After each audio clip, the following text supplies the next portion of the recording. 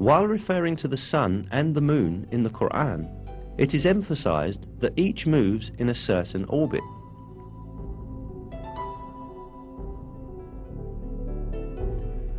It is He who created the night and the day, and the sun and the moon. They swim along, each in an orbit.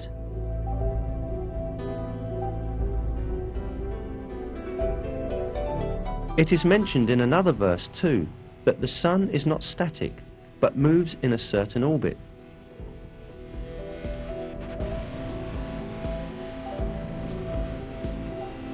And the sun runs to its resting place. That is the decree of the Almighty, the All-Knowing.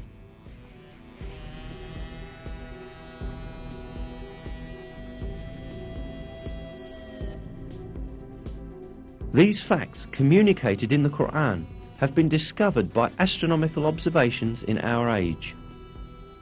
According to the calculations of experts on astronomy, the sun is travelling at the enormous speed of 720,000 kilometers an hour in the direction of the star Vega in a particular orbit called the solar apex. This means that the sun travels roughly 17,280,000 kilometers a day.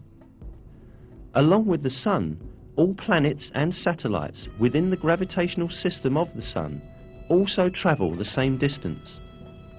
In addition, all the stars in the universe are in a similar planned motion.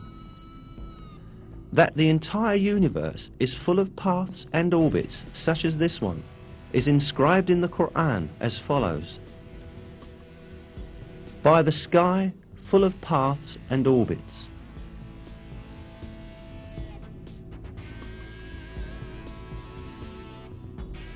There are about 200 billion galaxies in the universe, consisting of nearly 200 billion stars in each. Most of these stars have planets, and most of those planets have satellites. All of these heavenly bodies move in very precisely computed orbits. For millions of years, each has been swimming along in its own orbit in perfect harmony and order with all the others.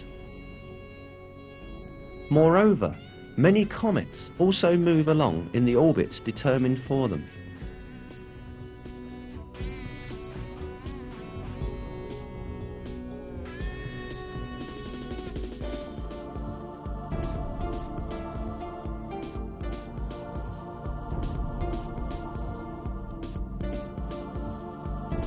The orbits in the universe do not only belong to celestial bodies. The galaxies also travel at enormous speeds in computed, planned orbits. During these movements, none of these celestial bodies cut across another's path or collide with another.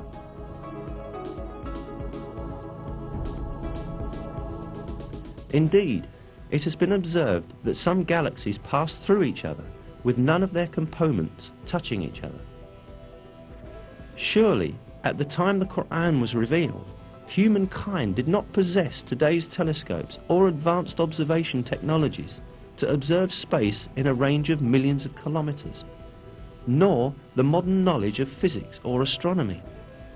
Therefore, at that time, it was not possible to determine scientifically that space is full of paths and orbits, as stated in the verse. However, this was openly declared to us in the Qur'an that was revealed at that time, because the Qur'an is the Word of God.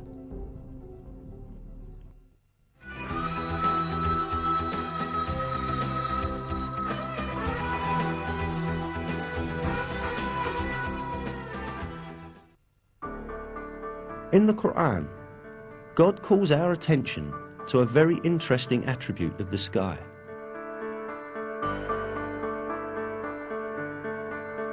We made the sky a preserved and protected roof, yet still they turn away from our signs.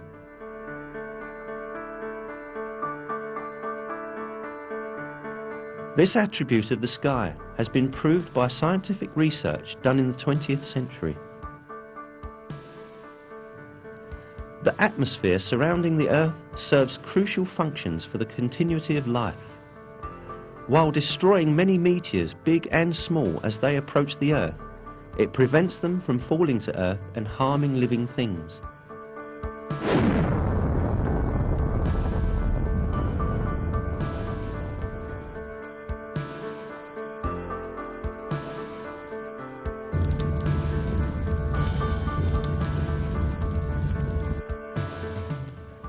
In addition, the atmosphere filters the light rays coming from space that are harmful to living beings. Interestingly, the atmosphere lets only harmless and useful rays, visible light, near ultraviolet light, and radio waves pass through. All of this radiation is vital for life. Near ultraviolet rays, which are only partially let in by the atmosphere, are very important for the photosynthesis of plants and for the survival of all living beings. The majority of the intensive ultraviolet rays emitted from the sun are filtered out by the ozone layer of the atmosphere, and only a limited and essential part of the ultraviolet spectrum reaches the Earth.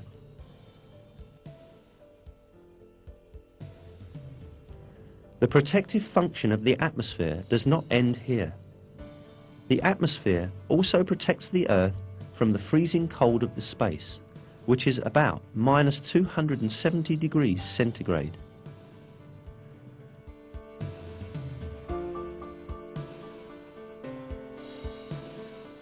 It is not only the atmosphere that protects the Earth from harmful effects.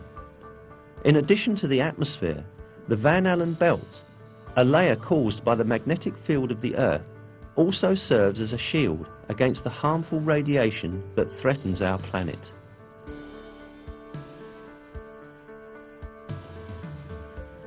This radiation, which is constantly emitted by the sun and other stars, is deadly to living things. If the Van Allen belt did not exist, the massive outbursts of energy called solar flares that occur frequently in the sun would destroy all life on Earth.